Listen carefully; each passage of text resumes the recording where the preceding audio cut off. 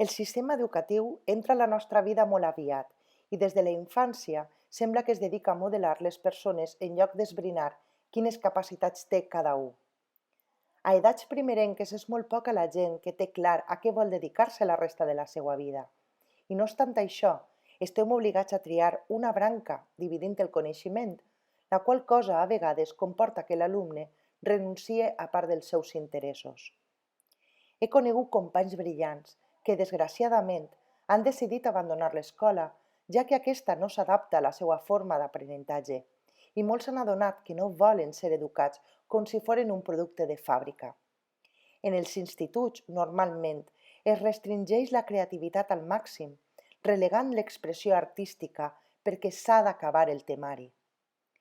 Aquesta pressió és poc saludable per a l'alumnat i el professorat i crec que hauria de ser reformada.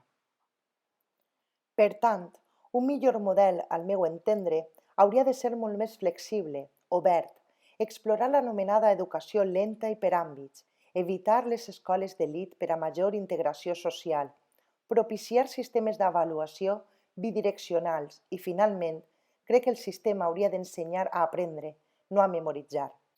Guillem Rosselló Simó, exalumne de l'IES Font de Sant Lluís, València.